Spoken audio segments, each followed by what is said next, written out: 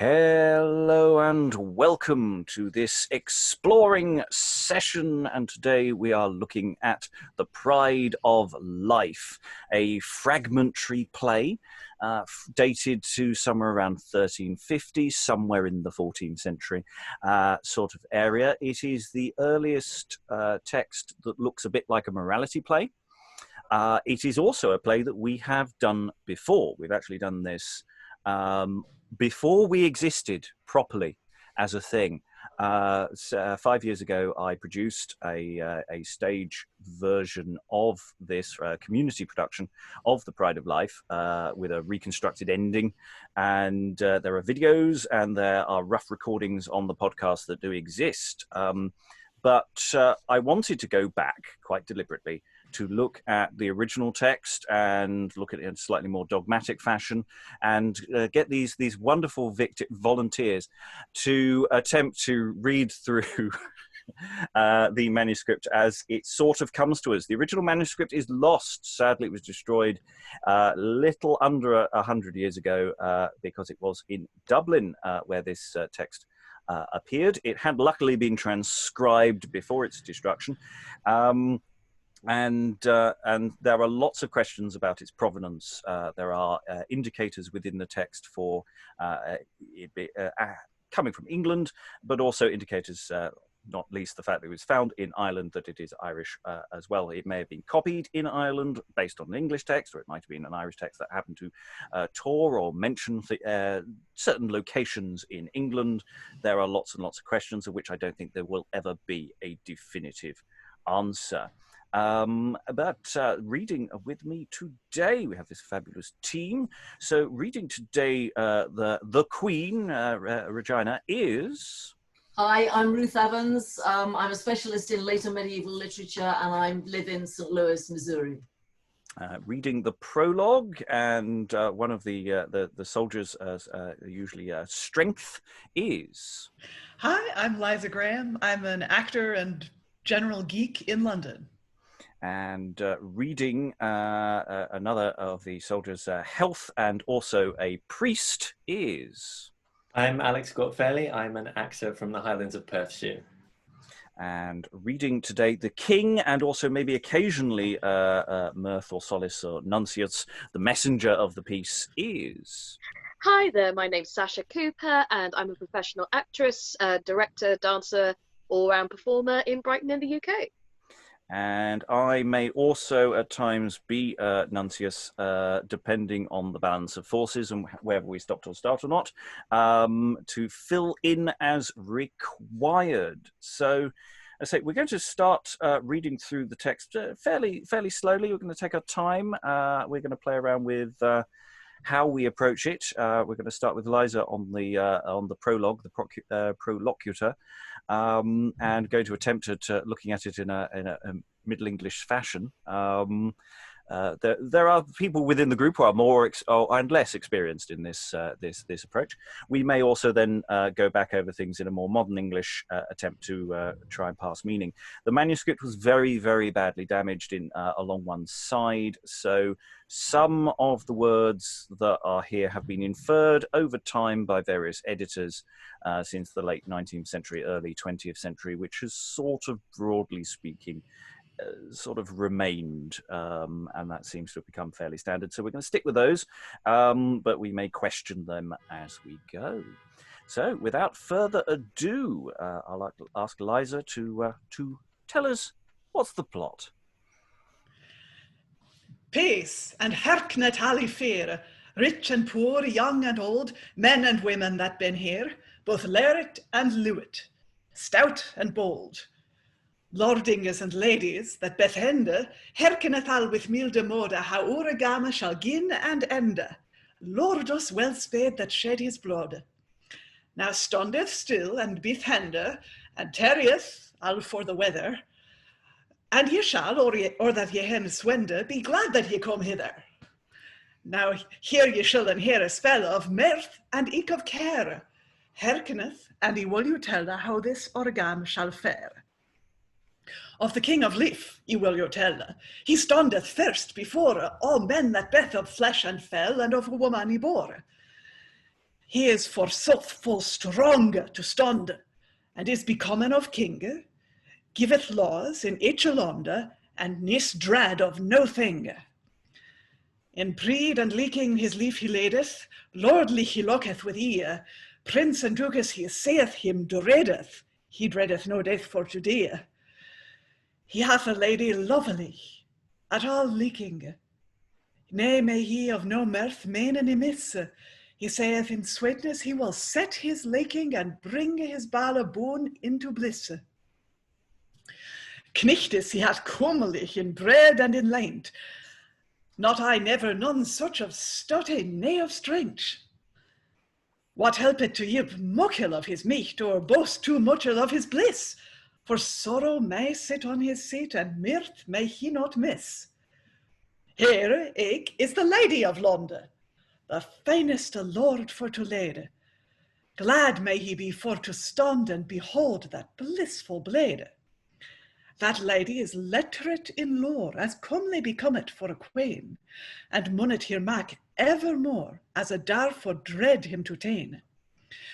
Ho bid him beware, or he smert, for in his land death will a lende.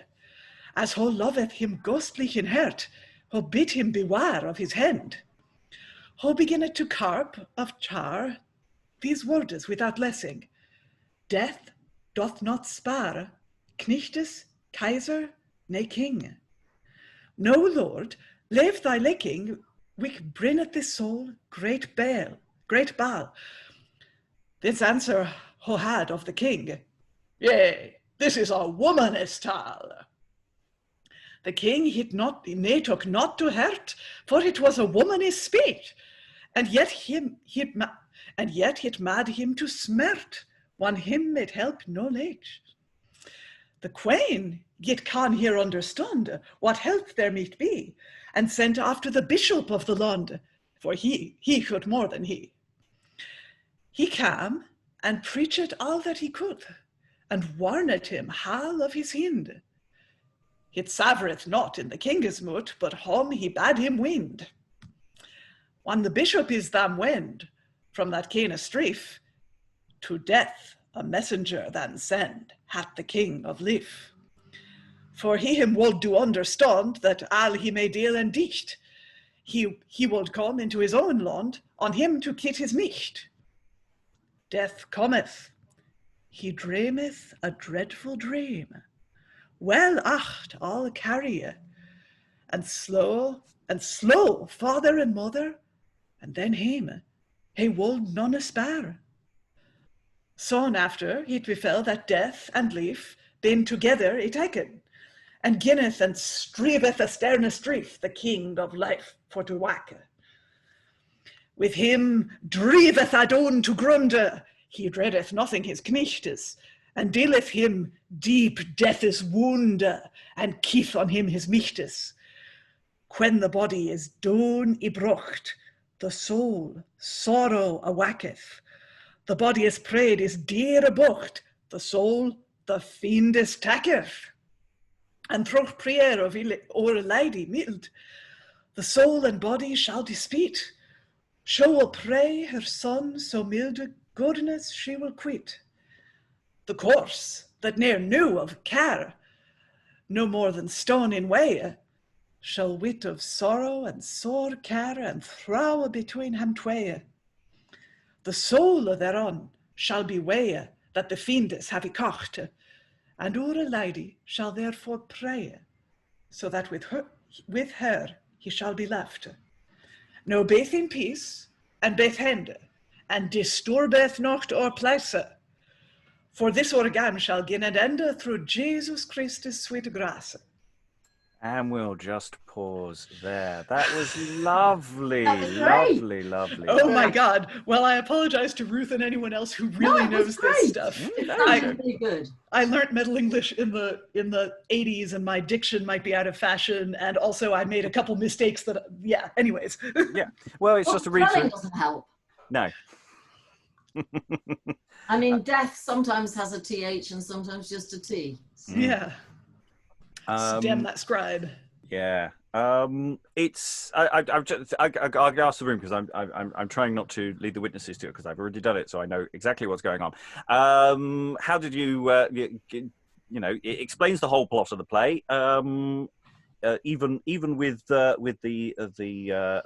damage and the adjustments and hearing it in a slightly strange tongue, was everyone following that? And anyone got any questions as to where we're going and what's going on?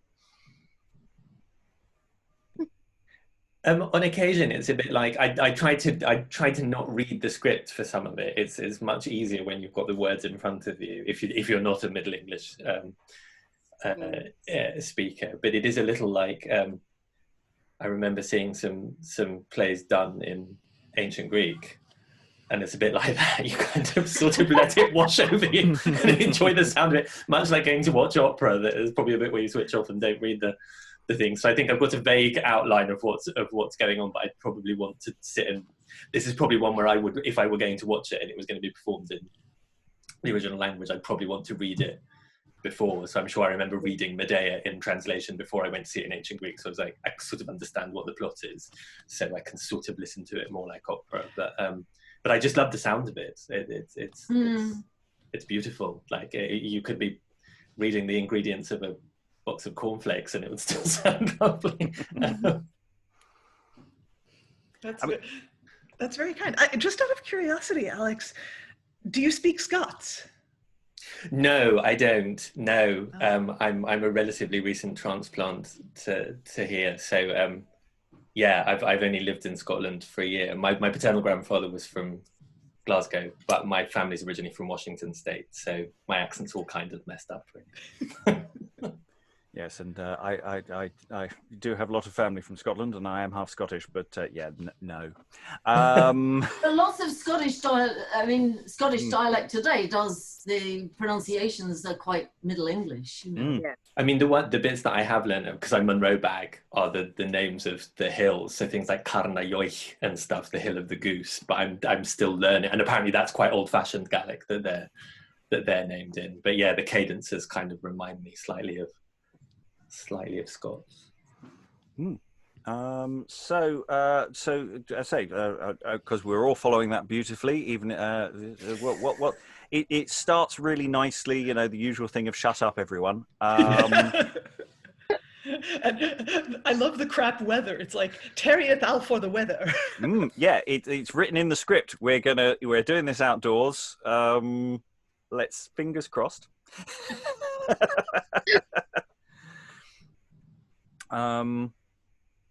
Yeah, and again, it's a very medieval thing of calling this a game. You know, that this activity that we're engaged in is a game, and it's for everyone, rich and poor, young and old, men and women. There are no boundaries to this play. This play is for everybody.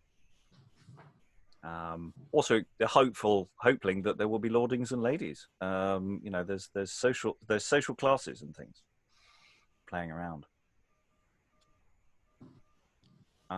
So what's the plot?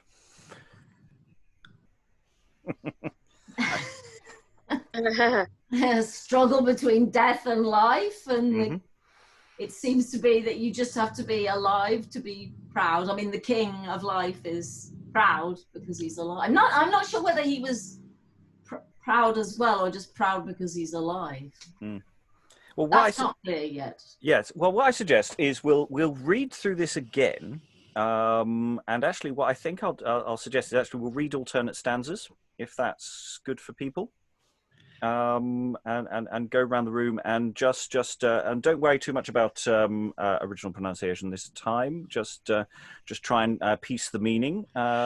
So should we be aiming to read it in modern English in a way that a modern English audience could understand? Yeah, that's the exercise this time. Okay. So you've done it beautifully. Let's look for meaning and communication with the people today, and see what we get out of it that way. So we'll start with Ruth, then Liza, then Alex, then Sasha, if that seems like a reasonable ordering. So let's try from the top once again. In the English translation that you've. No, if you can just with the original spelling and try and make it sound as modern as you can. Transliterate it into something modernish. Yeah. Yeah. Okay. Give it a go. Could be a disaster. Okay. Peace and hearkenet all I fear, rich and poor, young and old, men and women that bait here, both leered and loud, stout and bold. Lordings and ladies that behend, hearkeneth all with mild mood, how that our game shall begin and end. Lord us well speed that shed his blood. And now standeth still, and beareth hender, and teareth all for the weather. And ye shall, or ye hennes wender, be glad that ye come hither. Here you shall learn his spell of mirth and eke of care. Hearkeneth, and I will you tell how this our game shall fare. And we'll just pause there because it's a nice. Before we get into the plot. There's so much that's really nice about that. So both Lerrit and Lout. So I've got my note of learned and ignorant. Oh, how about learned and lewd? Yeah. Yeah, I would suggest that any of the footnotes I've got are by people who are possibly more staid in their interpretations of language. Lewd is just meaning unlettered. Yeah. Yeah, and in the Tudor plays we do, it's used in that sense. So all together, yeah, it's interesting. The lordings and ladies, hearkeneth with mild mood. It's various modes that people and different standing are supposed to sort of take the play, if that makes sense. Don't throw things. Yeah. Yeah, and then I'll explain the plot. Any additional thoughts? No? Okay, then picking up the same ordering, let's start going into the plot. So Ruth again first. Of the king of life I will you tell. He standeth first before all men that beeth of flesh and fell, and of women abhor. He is, forsooth, full strong to stand, and is becomen of king, giveth laws in each a land, and is not dread of no thing. In pride and liking his life he leadeth, lordly he looketh with his eye.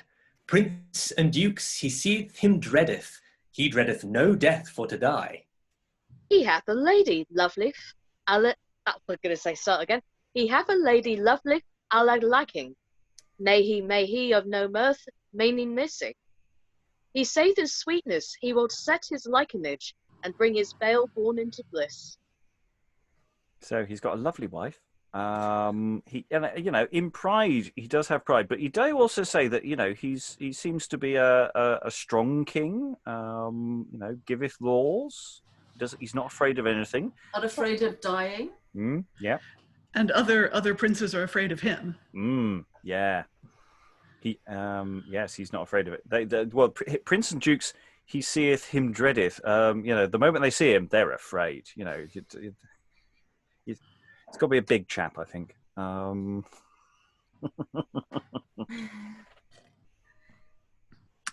So, who else does he have in his retinue? We're going to find out next. So, once again, with the knights.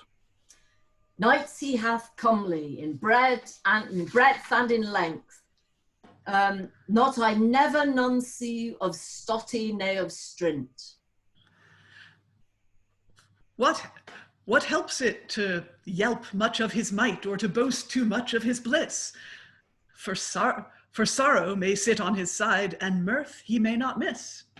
Here eke is the lady of land, the faints the lord for to lead. Glad may he be for to stand and behold that blissful bled. That lady is lettered in law, as comely becomed for a queen, and munnet here make him never more, as a dar for dread him to tell. There was a few bits in that were particularly fun, as I recall. But he's got some good knights.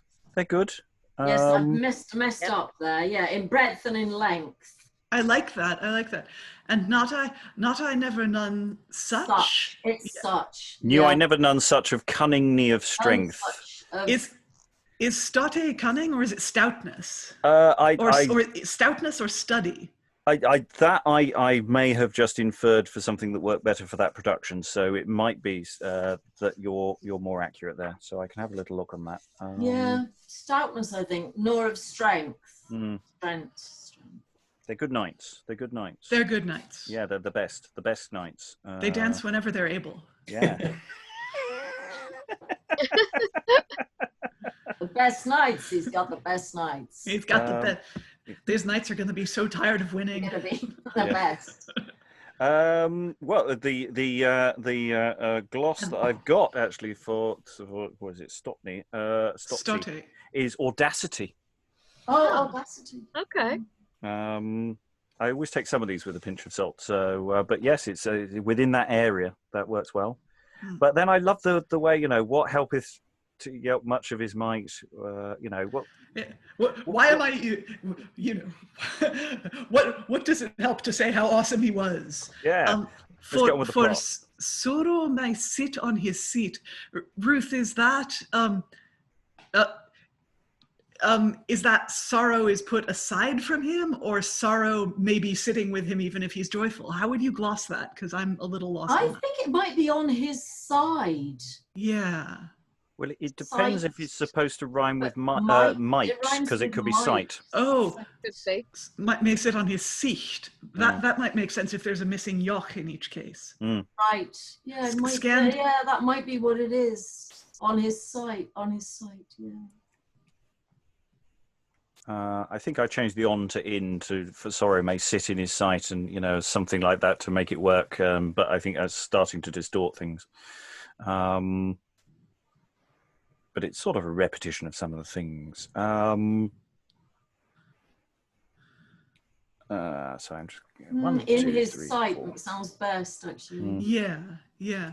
And sometimes I'm not sure what the origin of this typescript is, whether it's a direct transcription, but sometimes if it's a scan, it will skip letters like yoch that it doesn't necessarily know what to do with. No, this one is actually quite good. Okay, good. So yeah, we can be relatively firm on that one. It's as good as we're going to get. So it's his wife, letter-in-law. So she's got all the talents of intellectual as well as being comely to behold. That seems to be. Yeah. So it's all good so far, all good. Perhaps. Okay, let's move forward. So where do we start? Oh yes, he bid him. That's why. Yeah. He bid him beware, or he smart, for in his land death will elend. As he loveth him ghostly in heart, he bid him beware of his hand. Ruth, I think, far be it from me to correct someone way more qualified than me, but I think ho is she in that case. Oh, yes. It is she. It is she. Yeah. Because it's following on from talking about his wife. I'll say that again. Yeah. She bid him beware, or he's smart, for in his land death will elend. As she loveth him ghostly in heart, she bid him beware of his hand. She begins to carp of cheer these words without lying. Death doth not spare, knights, kaiser, nor king. Now, Lord, leave thy liking, which bringeth the soul great bale. This answer she had of the king. Yea, this is a woman's tale. The king had not took to heart, for it was a woman's spec, and yet it made him to smirt when him mit help no leck. Yes, there is that moment when we start feeling like Tom Baker in that episode of Blackadder. It's a woman's tale, my lord. With presumably a pun. Maybe not. Well, what pun, Ruth? Well, a sexual pun on tail. Ah, maybe so. Maybe but so. Maybe not. I don't know. So far the text doesn't really suggest that, but it could be. Well, I'm sure there'll be plenty of off-color humor as we go on. Well, the advantage is they're telling us events that we're going to see later, so we will see this dialogue in more possibly expanded form in the play itself. So we might get more evidence. So for spake and leg, I would say speech and leech. Speech and leech. Yeah. Yes. it made him hurt so that no doctor could help him. Mm. Yes. Leech Tried is putting doctor. a leech on it, it didn't help. Yeah. Okay. Leech is synonym for doctor, yeah. Him Oh, nicht right. help. Him nicht help no leech, I guess. Yeah, Yeah. that. Right. Yeah. Oh dear. Yes. So, any additional thoughts? Plot so far? We're he's not listening to his queen. Not taking advice. Can't see this being in any way analogous to anyone in world events. Okay, let's go on to the next bit. So the queen, I think, from. Wait a minute. Oh, yes. The queen yet can her understand what help there might be, and sent after the bishop of the land, for he showed more than he. He came and preached all that he could, and warned him all of his hind. I'm not sure about that. Mm. It savored not in the king's mouth, but home he bade him wind. When the bishop is them wend from that keenest strife, to death a messenger then send had the king of life. For he him would do understand, that all he may del and did, he would come into his own land, on him to kite his might. Yes, lots of things there. So obviously the queen goes to the bishop. Let's get a learned person in. King's still not convinced. And He tells him to go home. T-H-O-U-T is could, isn't it? Ah, He could. He had greater power than then she, the presumably. Yeah. Yeah. Yes, the she's and he's are a little unhelpful. Very. I love that after the bishop's gone, the king sends a messenger to death, potentially. It's a bit questionable precisely how definite that is, but I think it's borne out by the action later. That part seems quite clear to me. So he, in the next stanza, so he wants to make death understand that all he may deal and dicht, that he in that sentence, I guess, is the king or death, that all he may deal and dicht. And then the king wants to go to death's land and try his might with him, I think. So I think it might be he's inviting death to come to him. Oh, possibly. yeah. Come and have a go if you think you're hard enough. So do is death? Sorry, for him would do understand. He would make him to understand, I think. Well, no, I got that. Yeah. What's the death thing in this instance? I'm completely confused. So the king of life is saying to death, he's challenging death to a Barney. Oh, okay. Okay. Is that those lines to death a messenger then send hat the king of life? So eventually did to death a messenger then sent. The king of life then sent yes. to death a messenger. I'm just wondering about the hat. I read it as half. Hath, well, hath. Then sent hath the king of life. That makes sense. Yeah. Yeah. Oh yes. Then that makes sense. And the on king the of next life has sent a messenger to death. Ah, okay. That makes sense on the next stanza now. Okay, thank you. That's right. Because that's what we all do. We all send messengers to death because that's always a good that's always a good plan. Good plan.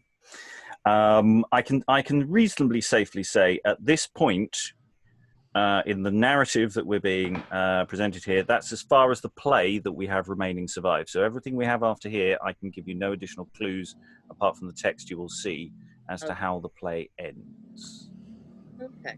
So let's do the next four. Death cometh, I think. Death cometh, he dreameth a dreadful dream. Well ought all carry, and slew father and mother, and then them. He would not spare any. Sorry, that's not right.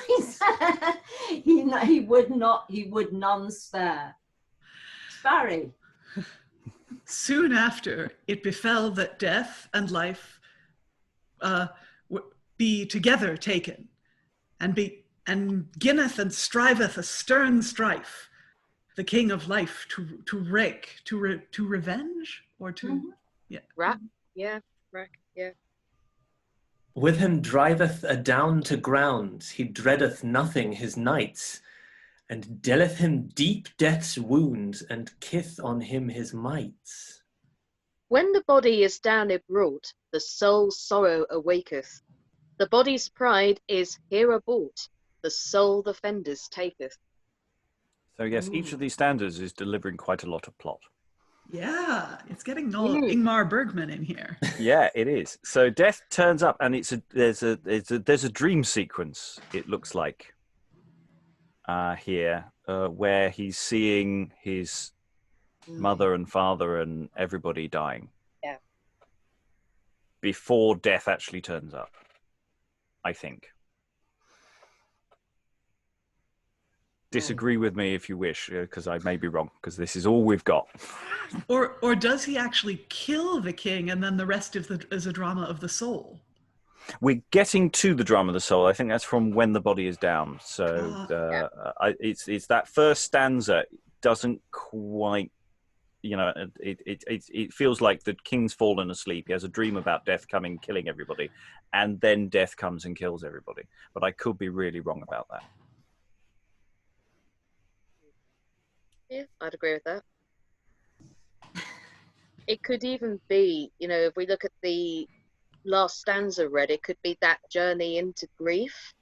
The soul's sorrow awaketh, the body's pride is here aboard. It's that whole thing, the soul can be drained through grief. That's probably where that reference could come in there. I mean, this is only a total guess here, but that could be even just the first stage into grief. I think it may, I don't know. I mean, again, we don't have this part of the play, right, Rob? So yeah, this is all we got. The best we can do is guesswork. My own guess would be that it's to do with the pain of death and what that pain does to the soul and to the body. Could be that as well. Because deaths come for life, and so I interpreted this as a fight scene. And the fiends take the soul, right? Yeah. So and then we're going into the final four stanzas that explain what happened after with his soul. So let's just go through those and see where we are. And through prayer, I think. Yes. And through prayer of Our Lady mild, the soul and body shall despite. She will pray her son so mild, goodness she will quite. The corpse that never knew of care no more than stone in way, shall wit of sorrow and sore care, and thraw between him tway. The soul thereon shall be way that the fiends have y caught, and Our Lady shall therefore pray, so that with her he shall be left. Now be in peace and be hend, and disturbeth not our place. For this our game shall gin and end, through Jesus Christ's sweet grace. Yeah, just rounding it up, saying, well, that's the story, folks, and here we go. Eyes down for the next round. I love that this is very early theater, so it's like, don't disturb us, okay? Shut up. It's like, no, go away. I say early. I mean, looking at some of the the really really early stuff. There's another 100 or 200 years earlier than this. It seems to be a continuum that just keeps going. That these games of playing with the audience. It's delightful that they just keep popping up. I just absolutely love these bits. It also depends which audience they're playing to. Who knows who's out there. Our mate, Lady Mild, turns up. Always nice to see. Does he go to hell? That's the question. What happens to his soul? What happens to his soul? Any takers? Oh, doesn't Our Lady intercede then? Yeah. Yeah, that's what she does, isn't it? She intercedes and She begs that the intercedes. soul shall be with Yeah. her left, laughter. But we Yeah. don't get told whether she's successful. We have to presume that she is. Unit. The soul thereon shall be does that mean woe, Ruth? Sorry, wait a minute. Where was that? Next to last stanza, the soul thereon shall be does it mean it will be woe, as in German weh? That the shall be woe that the fiends have caught? So no, I'm looking at the rhyme with pray. So, Yeah, I wonder. Well, it's more, or is that away? Oh, shall be You know, away. the emphatic form that shall be away, the soul shall then be away. the Yeah. gloss. It escaped from the fiends. I don't know. Oh, right. I've got Wade for it. Oh, Wade, is it? But I don't know whether Wade, you know, would Wade be spelled that way? I don't know. It's more. I don't have Ruth's qualifications. For me, it's more like an odor or a flavor. Well, some of the right, you know, the spelling of the plays, of the medieval plays, is very erratic. I mean, it's all over the place, and even people who know Middle English very well are thrown out by the spelling. I think it might be away. Yeah, To rhyme with pray. and also that makes sense because the fiends have caught it and taken it away, or has it got Well, away from the fiends? But the preposition is funny. Thereon. That's very strange preposition. Shall be way. The soul thereon shall be. Yeah, it could be a way that the fiends have a cut. Have caught. Have caught. Yeah. Caught, possibly. Is it not in the stanza above? It's weight, isn't it? No more than stone in Stone. way. Oh, Well, that's way that's as in way, road. in the road. So we have two entirely the same words, but which clearly have different meanings. Maybe different senses. But good catch. Yes, I mean, if it's way as in Wade, as in souls thereon shall be weighed that the fiends have accord, then it suggests judgment. Yeah. Yeah, it's hard to know Soul because shall be weighed. It'll be balanced up. Yeah, it'll be. Its sinfulness will be weighed in the scales. would that word rhyme with pray though? I don't think there's an expectation of an actually pronounced D. I think it's just what it's supposed to mean. Well, it's not the D. It's the fricative, way or weiche or even a hard. Who knows? I think it would work as way. Okay. But yeah, so maybe his soul goes to hell. Maybe she's successful. Who knows? Who knows? You can decide. You can make that decision.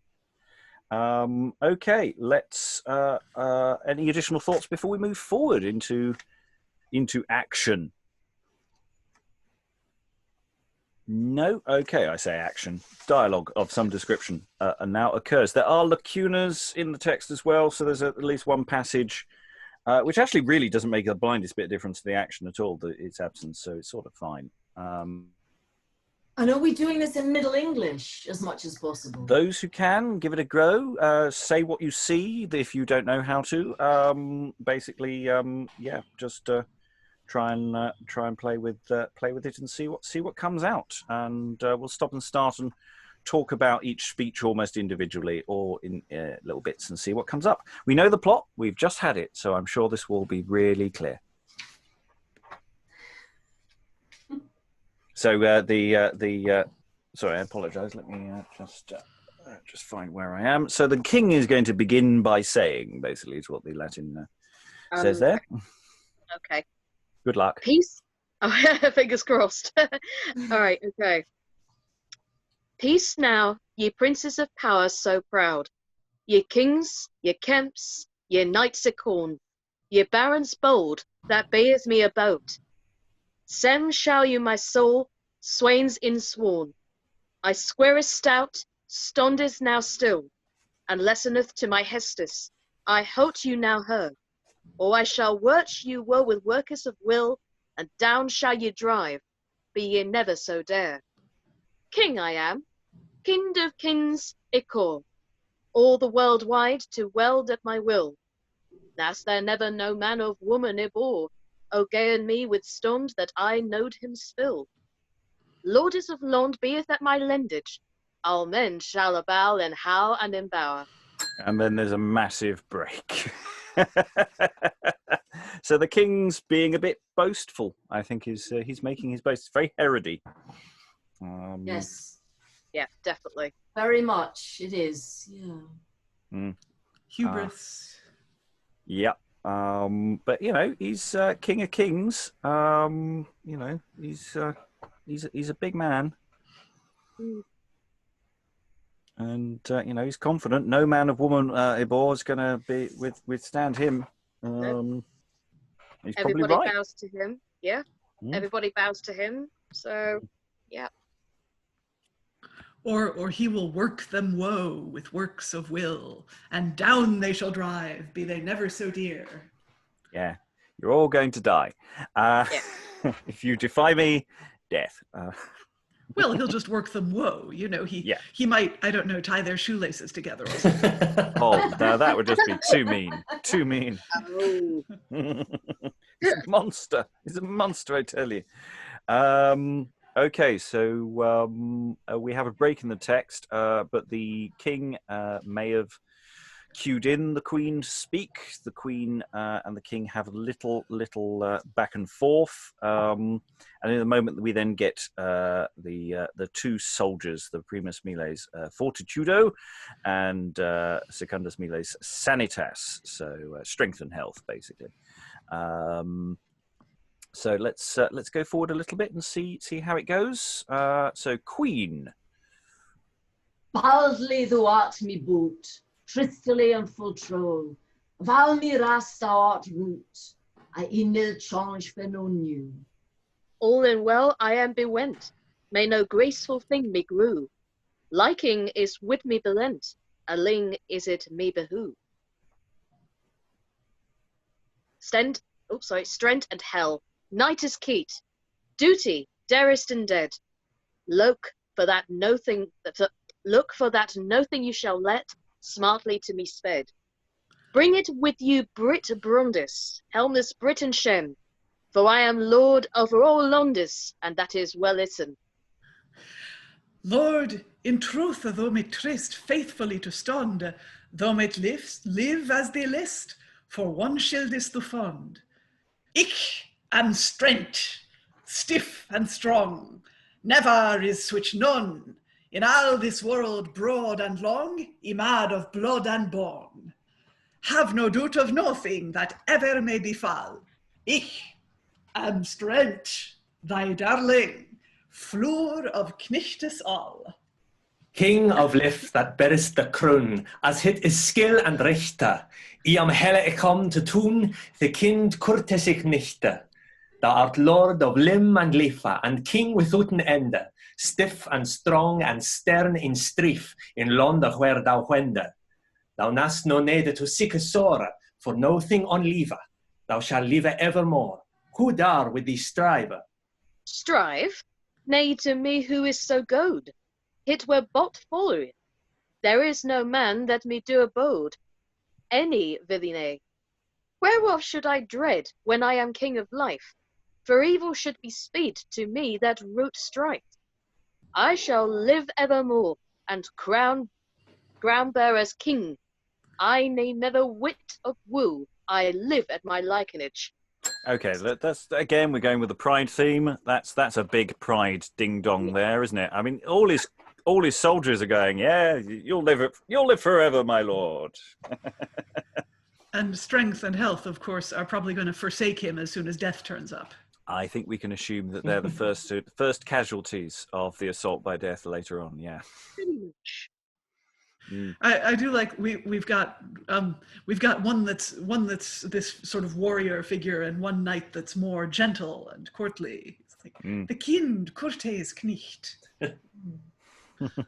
flower of courtesy. His wife is pretty much on his side. Yeah. Pretty much. Well, yeah, all we've had from her so far is those 4 lines, which presumably are a part of a thing about "Yes, you are great, my lord," or Well, along with. it's I love you, isn't it? It's Yeah. thou art my boat. My boot. Of all my rest, thou art root.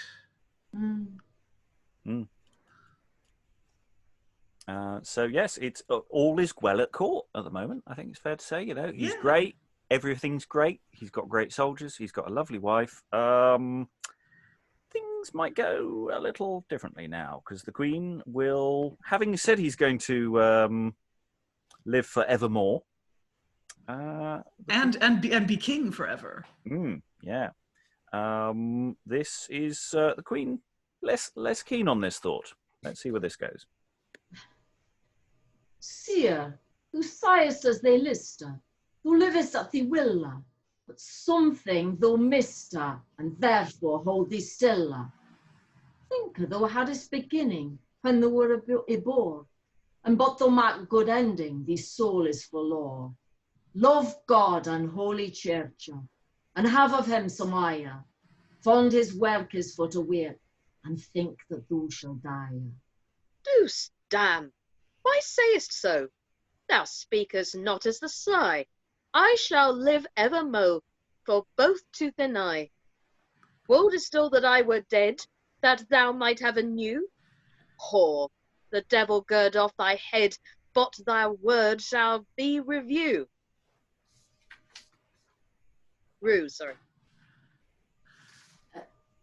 Dead, seer? Nay, God wot me will, that nae kept he not. It will leak me full ill, were it thereto brought. Yet though thou be king, nae shall have ender. Death overcometh all thinger, whosoever we wender. Ye damn, thou hast words fail. It cometh thee of kind. This ne bot woman tale, and that I will fee find. I ne shall never die, for I am king of life. Death is under mine eye, and therefore leave thy strife. Thou dost but make mine heart sore, for hit now naught help. I pray thee, speak of him no more. What wilt of him yelp? Yelp, seer? Nay, so mote he say. He sigit not therefore, but kinder teacheth both of they and me, first when we were born. For doot of death is maestry, to wape and make us sorrow, mak us sorrow. Holy writ and prophecia, thereof he take no borrow. Therefore, hele ye have michte, the world at willa, ye rede ye serve God Almighty, both allude and stilla. This world is but fantasia, and full of treacheria. Good sir, for your courtesia, take this for no folly. For God wot the sotha, ye may say it for no fable. Death will smeet to thee, in faith, look thou be stable. What prechistu of death's might, and of his maestra? He ne durst honours with me fight for his both eye. Strength and hell, what say ye, my kind Corin knights? Shall death be lord over me, and reft me of mightis? Me lord, so broke ye me bronda, God that may forbade that death should do they wronga, quil I am in the thede. Ye will withstand him with strife, and make his seedes blade, and tell him that thou art king of Life, and lord of Lond and Lade. May he him one is meta, with this long lance, in Fairley or in Strata, he will give him mischance. Ye, they has been knights of courtesy, and doughty men of deed. Of death, ne of this maestry, ne have I no dread. And we'll just pause there. Yeah, I love the bravado of the second soldier there. You know, I've got a long lance. Won't get near me. Really long lance. Look at it. It's a note about props, isn't it? The first one says he has a bronda, which is a sword, a brand, and then the second knight has a lance. All the weapons covered. Yeah, you just need a cleric. Yeah, any minute now. I particularly love the Queen's line. This world is but fantasy and full of treachery. I just love that. in the rap battle of this play, that stanza with all the identical rhymes is quite a lovely one. Pretty good, isn't it? As a tour de force. Yeah, because, you know, the king this escalates so fast. I mean, she basically says, you might not live, and he just turns around and go, whore. I'll cut off your head. Just immediately, and it's just, it's just a switch happens there. Devil gird off thy head. I mean, he's harsh man. Very. But yeah, the knights gang up on her, and no listening to her. Any additional thoughts before we move forward? A little bit more is going to happen. Actually, I've got to Alex. Could you read the messenger Nuncius in this little sequencette, please? Have you not had enough of my violation of Middle English? No, I'm quite enjoying it. It's all right. You've got these. Actually, actually, no, you can't. You can't. It just occurred to me that you literally cannot, because you're about to be the episcopus in a moment. Liza, could you read Nuncius for this sequence, please? Yes, of course. Where is Moon? Oh, sorry. Sorry, where is what? Oh, I was just going to go straight on. Sorry. Yeah, no. Where is Mirth, my messenger? Call for your lovely messenger. Okay. Where is Mirth, my messenger? Swift so left on lind? He is a noble bachelor that renneth with the wind. Mirth and solace he can make, and wrens so the roe lightly leap over the lake wheresoever he go. Come and hear my talent anon and hie the blithe, where any man as thou hast went dost with me to strife. King of life and lord of Londa, as thou sittest on the sea and flourishest with thee breed Bronda, to thee he sit on knee. Ea mirth, well thou wast, the merry messagere, that wast a well without a bost, bernas never me pere. Dochtely to done a deed that ye have for to done, hen to berwick upon twede, and come again, full son. There is nothing thee riche in all this world weed, of gold and silver and robes riche, and high horse on to ride. Ye have been both fair and near in battle and in strife. Och, there was never the pair, for thou art king of lief. Ah, Solus, now thou sayest so, thou mirriest me in my mood. Thou shall, boy, or thou hennest go, be avonst be the road. Thou shall have for thy goad will to thin avouncement, the castle of Galispire on the hill, and the earldom of Kent. Yeah. Draw the sword, sire Strenith. Rest I will now take. On earth it breed me lenneth, ne was ne'er yet my make. And yes, so it's draw the cord is probably literally draw the curtain, because the king, I mean, Nuncius has done really well here, hasn't he? You know, he's just flattered the king a bit, and he's got Kent. And an entire castle, yeah. Well done. So the king basically goes off with his fun time messenger chap, who's cheered him up, bit of mirth and solace to the advent of death. And the queen is left alone with the messenger still. Messenger, I pry thee nur, for the courtesy, go to the bishop for the proa, and bid him hither to high. Bid him beware before, say him that he must preach. My lord the king is nigh lord, but he will obey his nature. Say him that he will live and not, that ever he shall die. He is in switchera blochter, of God stunt him no nigher. Madam, I make no tarrying with softer word as mo, for I am solas, I must sing over all where he go. So and as yes, and Nuncius sings as he journeys around through the audience or whatever, while the bishop enters and sets himself up. So you say something to the bishop. Sire Bishop, thou sittest on the sea with the meteor on the heaven. Me laddie the queen previeth thee, it should not be believed. Okay, the Nuncius then presumably says a lot more explaining the plot again, but we don't have those pages. So I'm liking Nuncius. Are we liking Nuncius? Yes. Oh, Nuncius is Yes. Funcius. Gets to sit on the king's knee. Oh, Isn't that just him kneeling? Or is he really sitting on his knee? I don't know. He either sits. I'd say he sits either by his feet or if it's a boy, maybe on his knee. Yeah. That makes sense. Yeah. Yeah, he probably is sitting on his knee. I mean, he could be kneeling, but yeah, it's in performance. I think it would have to be. It would have to be. It would have. I wouldn't be able to resist jumping on his lap. Yeah.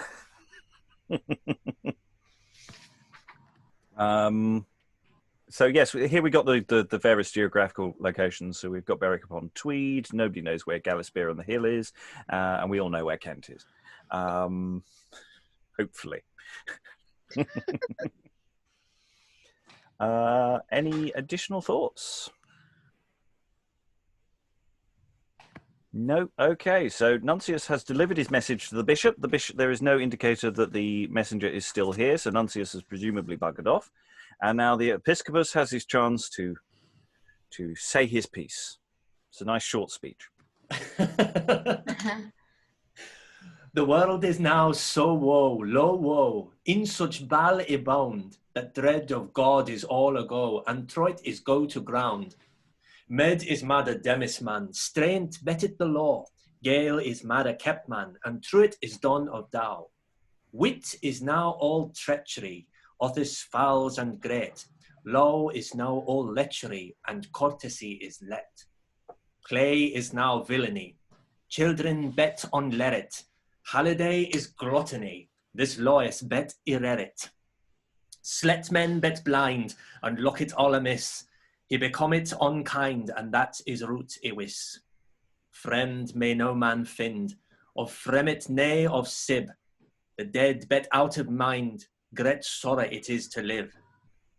There's rich men bet ruthless, the poor got to ground, and fouls men bet shameless, the sot each have he found. It is wrong the rich knit, all that the poor dot, for that is send day and nicht was a wall sig sot. Paraventure men halt me a fall, to sig that sot tal. Thy farret as ficus in a pall, the great etit the small. Rich men spart for no thing, to do the poor wrong. Thy thing it not on here ending, nay on death that is so strong. Nother thy love it God, ne dread it, nother him nor his laws. Twart how fast him sped it, against her ending doors.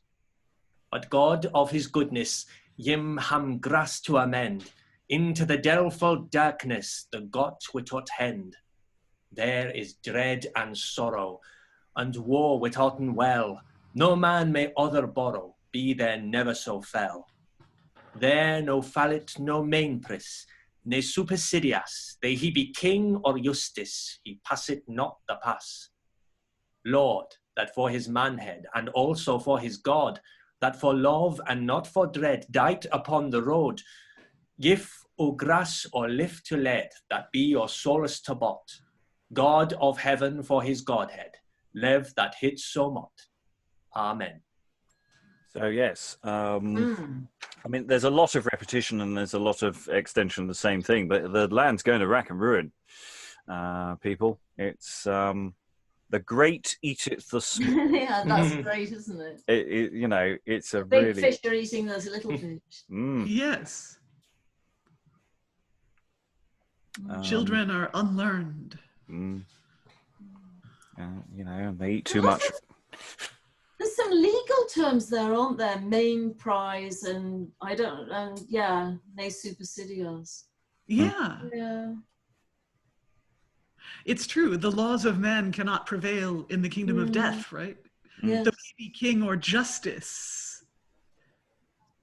So I wonder if... Though he is a king or a justice, yeah. He passeth not the pass. He's not able to walk the walk.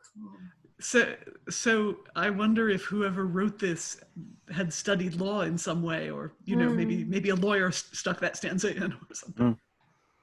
Yes. There's also quite a lot of reiteration on the religious side of things again. In, for the Lord that is his manhead and also for his God. And it's the reiteration again of Jesus died upon the cross for our sins.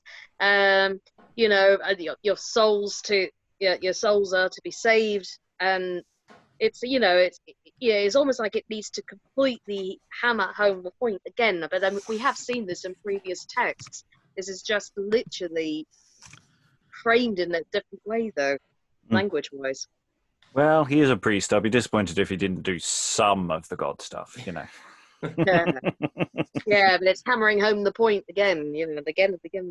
Even if I'm just saying even in past stuff, if it hasn't been if the majority hasn't been a priest, but for me, don't forget, I've only come to this relatively recently, this text. For me, this is the first time I've actually heard a priest in this context actually say it again, the hand of God. It's been other characters I've seen before, who have seen it before, so that's only me, though. It may be the first priest we have in dramatic literature. I don't think there's English dramatic literature. I'm not sure if we've got that many earlier than this.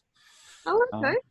There isn't that much, literally that much surviving that's earlier than this. I mean, it's could be our first priest. I love those stanzas that are all about the world turned upside down. Oh, yes. Wit is now all treachery, oaths false and great, low is now all lechery, law is now all lechery. Yes. Courtesy is is stopped. Play is now villainy, children are unlearned. Holidays gluttony. It sounds like lockdown, actually. But what's the last line mean in that stanza? I couldn't quite parse it. These laws be arreared, raised up. Are raised up, I suppose, or it could be overturned, I suppose. Raised up, unwrit. I've got as a sort of semi-gloss, but I think that's a bit of a distortion. Overturned would rhyme nicely with unlearned if you were doing a modern. Yeah. Yes, it would, wouldn't it? Yeah. I hadn't thought of that. Unlearned, overturned. Dread of God is going earlier. The world is now so woe, low, woe. Yeah. I'm not sure how. I mean, I know what woe means, but I'm not sure quite how to read that last bit of the first line. I think it's almost just sounds, isn't it? It's just whoa, well, it's well away. It's just maybe whoa. so. It's wail away. Yeah. It's wail away. In such bale abound that dread of God is all ago, and truth is gone to ground like a fox. Yeah. It's hidden in a hole. Yeah. Well, when truth has gone, when the world has gone like this, you don't want to be the good person standing out. You're going to get taken down pretty quickly. Ooh, interesting. And Mead, like in Piers Plowman, when Mead is the powerful woman, Mead is mad a demis man, strayant beneath the law. So wait. Mead is made a doomsman, a judge? Judge, yeah. Okay, and there's the next one, strength makes the law? I think so, yeah. And then Gale, what is Gale? He's made a cap? It could just be Jill. Like a... Just a generic female name. Jill is made a Chapman. And truth is, what's the next bit? Done out of doors, sent out of doors. Right. Or done to death. I'm guessing. I'm really guessing. You're the best qualified person here, so your guesses are... Probably not. I think, yeah, well, lots of doors. Yeah, some of the glosses I've got on the that are deeply unconvincing, so I'm not even going to say them. Strength beats the law. Beateth the law. Beateth the law. That makes sense. Yeah, because I've got those. It's definitely all world turned upside down. Yeah.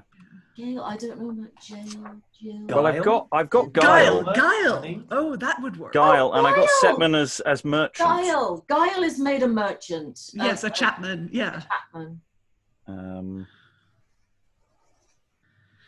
So I mean, there's a lot to dig in it, and it's really very very nicely done. I do like that bit. Yeah. How did you find it, Alex? I really love it. I mean, I can't read it for love nor money, but I love the economy of Middle English, and the fact that particularly you've got those very Germanic sounds sitting alongside those slightly perovention, those legalistic terms that have obviously just been absorbed from somewhere, and the rhythm of it as well is like, even to my untrained ear, there seems to be a shift in rhythm between the Nuncius and the bishop, the metre, the way it's written. The rhythm's great, yeah. Which is really, and it's sort of like, I mean, again, going back to the sort of the ancient Greek thing, or well, actually, I watched a play in Yiddish a few years ago. And cool. I speak German and a bit of Hebrew, but Yiddish is not the language I speak. But your ear kind of tunes into it, so that even if you're not understanding every word, and maybe that's part of the point of the repetition, because I guess their audience would not necessarily have been hanging on every word that you would. Well, it's that thing about outdoor performances that you deliver information in packets. You know, those stanzas are packets of information that you deliver, and if one of them gets lost, hopefully the next one will come through. Oh, Liza, you've muted yourself. I always think that Yiddish is to German as Scots is to English, more or less. But that it preserves some older forms, and then it has some forms unique to itself. Okay, so Episcopus technically hasn't finished speaking, because at this point the king has come back in, bless his cotton socks. So Episcopus, attempt to convince the king. Sir King, think upon thine end, and how that thou shalt die, what way that thou shalt wend, but thou be besay. And eke that thou art lenust man, and haddest beginning, and evermore have doubt upon the dreadful ending. Thou shalt think thana, and mak thee ever yar, that death is not the man, for nothing thee will spare. Thou shalt do deeds of recht, and learn in Christus law, and live in heaven lit, to savvy the soul for sore. I'm just going to pause there. That's a great opening gambit from the Episcopus there. You're gonna die. Prepare for your dreadful ending. Yeah, don't hold back, please. There's no hello, my lord. Hope you're having a lovely day. Just go straight in there.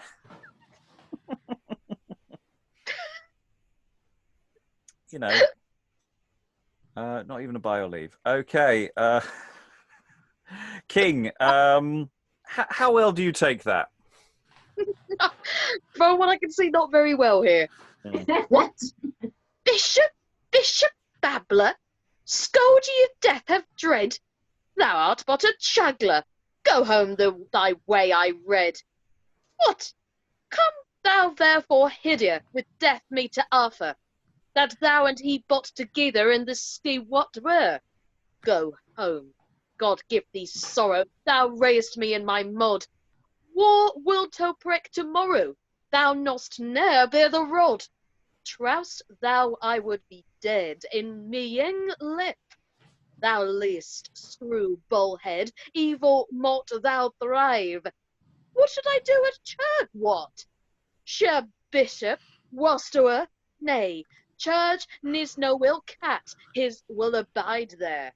I will let car away and go on me playing to hodging and to other play for all thy long preaching. I am young, as thou might see, and have no need to char the while the queen and me lean about me betia. God, okay. Yeah, I'm young yet, shush you. Shush Bishop Babbler. I love Bishop Babbler. Yeah. Screw Bullhead. Screw Bullhead. He's calling him all names under the sun here. It's great. Yeah. Yes. I mean, I've got to say, but my favourite bit Oh yeah. What Bishop Babbler? I mean, if that's not a flaming insult, I don't know what is. What's a chagler? I haven't seen that one. No idea. I've never seen that before. It's just, I presume, a variation on babbler and fabbler. You know, it's just a noise thing. Yeah. Yeah. Chagler. So I take that to read as a chancer, a chancer, Yeah. scoundrel. I'm wondering if it might be related to haggler, like a peddler, haggler, something that, like that. yeah. Who knows? Yeah. Might be. Like that. Yeah. I also like, the suggestion here. Are you still here, Sir Bishop? What's thou here? You still go. Excuse me. Did you not hear the bit I just said? Go away. Well, hang on. Wast thou is do you know, right? What should I do at church? What, Sir Bishop? Wast thou ere? Do you know? Did you know before, or something like that? Nay, and I'm not sure about the next line. Ruth, what do you make of it? Nay, church needs no will cat. Will cat? I don't know. I think it's wildcat. A wildcat won't stay in your church, I think, is the broad meaning of that. Pretty much. I agree with that. Church is no something. It will abide there. Huh. Yes, I think it means the church is going, yeah. No, nobody wants to stay in church. No. Perhaps. I don't know. Church isn't a wildcat. It won't go wandering off. It will stay there. Actually, there's something that's a good point. Yeah. That's very weird. Yes. But yeah, generally speaking, didn't go well. But the Episcopus is not finished. He's not done. Really? No. He's on a mission, remember? He's a man of God. Read the room, Episcopus. Think, Sir King, one other tryst, that thing mist son, that thou live now as the list that wall come rich son, and give thee death's wonder, for thin outrage. Within a little stund, a short time, then art thou but a page. When thou art graven on grana, them it is flays and moulder, then helpeth little Ewena the gay crown of golder. Sir King, have good day. Christ you better. Farewell, Bishop, thy way, and learn a bet to preach. And exit priest, and you're alone, apart from Nuncius, who's about to enter, or may already be about. Nuncius, Liza, if you could do Nuncius again. Sure. Now, Mathey, it shall be seen, I trow yet today, where death may dus ten and mate in the way. Where art thou, my message, my messenger? Solus be thy name. Look that thou go there and ne'er, as thou wilt have no blame. My banners for to cry by days and by night, and by look that thou espy, ye by all thy might, of death and of his maist, where he dost come in sight. O genus me and my main, with force and armies to fight. Look that thou go both east and west, and come again anon. Lord, to wender I am pressed. Lo, no, I am gone. Peace, and listeneth to me sour, both young and old, as ye will not ben a slower, be ye never so bold. I am a messenger, sent from the King of Leaf, that ye shall fulfill his talent on pain of limb and leaf. His hest is to hold, and his law, uch a man on honda, lest ye be hanger, and to draw, or cast in hard bond. Ye witten well that he is king and lord of all Londres, keeper and master of all thing within a sea and sundes. I am sent for to enquire about far and near, if any man dar war a rare against such a bachelor. To Rother hail he was ybore that wold with him strive, be him sicker he is ylore as hair in this lever. They hit were the king of death, and he so hardy were. But he ne hath nicht ne meth the king of life to a fear. They he so hardy or so wode in his land to arrive, he will say his heart to blood, and he with him strive. If... And that's all we have. Damn it. Yeah, damn it. I wish we had the rest. That started like a proper Vice speech as well. It did as well. Well, it's that thing, you know. This messenger's gone out and he's got to challenge everyone, basically, including Death. Death, if you're out there, if you're listening, King's ready. He's ready for you. That must have been the next half of the speech. He must have been going to search in the audience for Death. Yeah, and that at some point, Death presumably turns up. I mean, I'm assuming Nuncius. Does he get away with it? Who knows? We don't know. We have no clue as to whether Nuncius wakes Death and he dies himself, or whether he runs away, or what happens. But we can assume that Death now kills everybody, apart from the Queen, perhaps, and the priest who's sitting there, you know, praying. It'll come eventually, but you know, not today. So I like that Nuncius is threatening the audience with death, with hanging and drawing and hard bondage, not the sexy kind. Yes. Mm. Okay. And presumably he goes out into the audience. Well, Yeah. Esse Plateum, he's going out. Yeah, the way it looks is that there are areas with, you know, erected stages or spaces, you know, with a curtain area for the king to depart into, and then maybe the bishop has a separate area for his seat. So the messenger literally travels through the audience to him, and then the bishop can travel, doing his speech as he travels through the audience back to where the king is placed. That feels how it might work, but you can do it all sorts of ways. I particularly like the rhyming of life with life. I think that's a particularly Yes. good rhyme. Good rhyme there. So yes, final thoughts about the pride of life. Bless his cotton socks.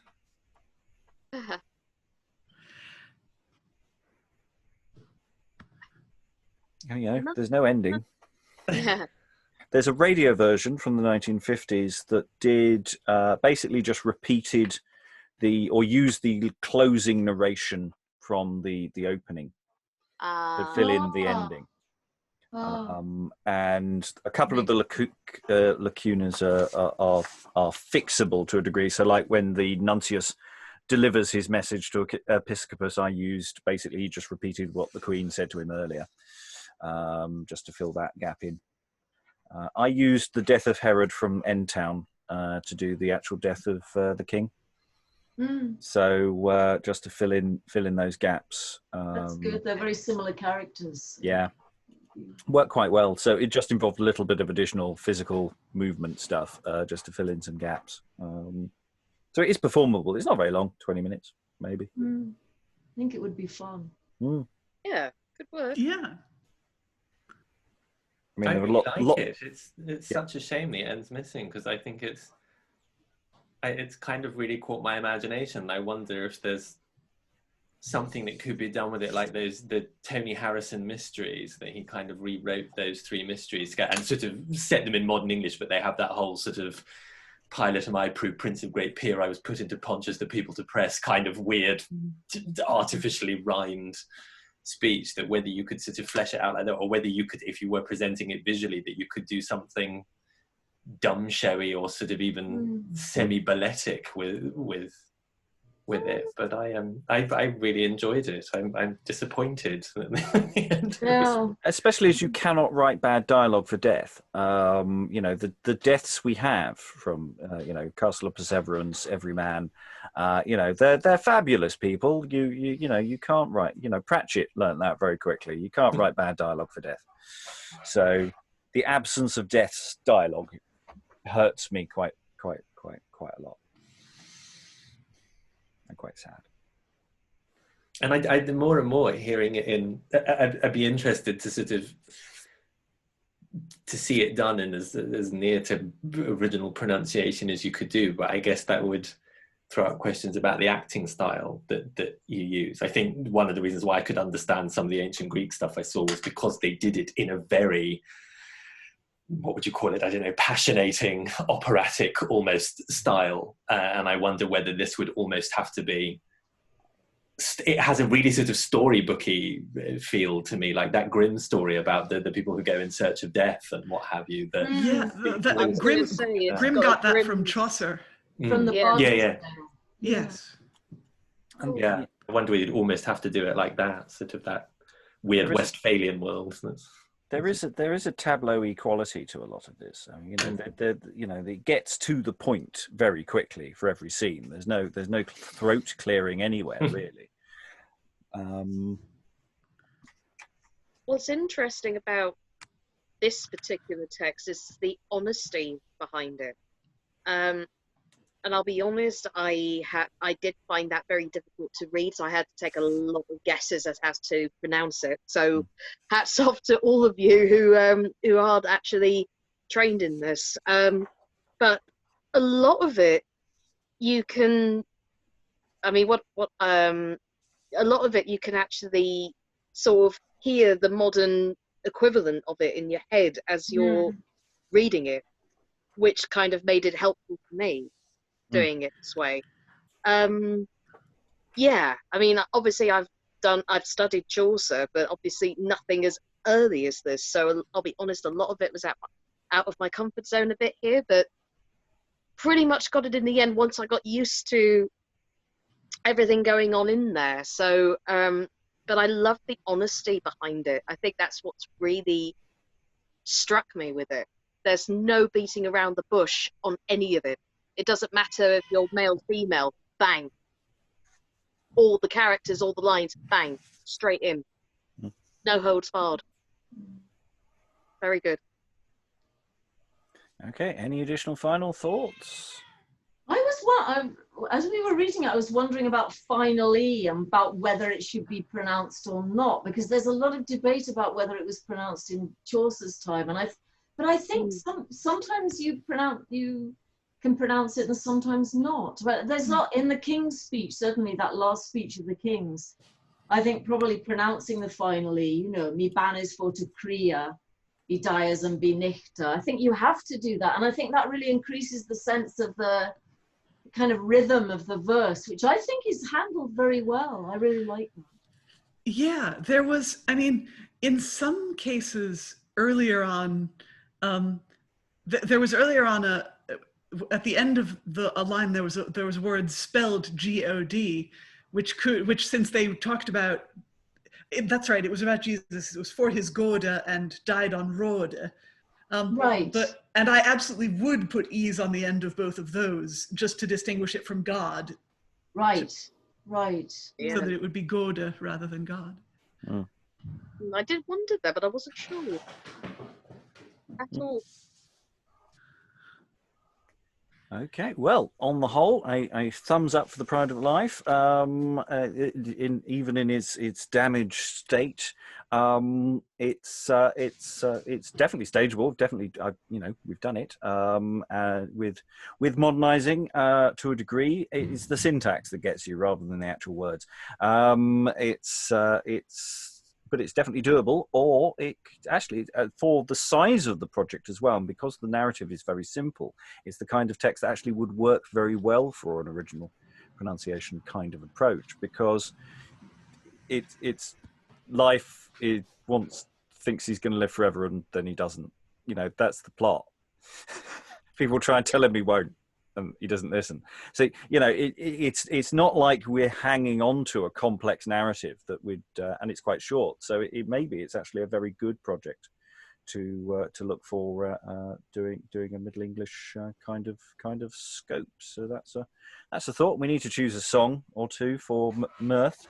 Gotta have some singing there. So many good medieval songs you could use. Yeah. If you're interested in more on this, I say we did I did a community production a few years back. There's stuff on YouTube that I will put some links in. There's also some stuff on the podcast as well. They're all quite early works, so they're not as polished as some of the stuff I would normally like to do. But it exists, so you can always have a look at that. Good, I'd appreciate the links. That would be wonderful. There is, I also think, a YouTube of a production of it, which was involved an awful lot of improvisation around the text, and I can't remember who did it off the top of my head. I should have actually made a note of that. Those links are all on the website as well, in our super early stuff part on the timelines. There's a whole host of videos and things all lined up, so if you want to have a look at that, you can find that. As I think also there's quite a good interview with someone who staged them as well. So we're not the only ones. It's about. So I say, hopefully links will be in the show notes, and all that remains is to thank all the lovely readers here for their work and dancing through really difficult exercise, which was really mean of me. I'm so sorry. Thank you very much, everyone, and goodbye.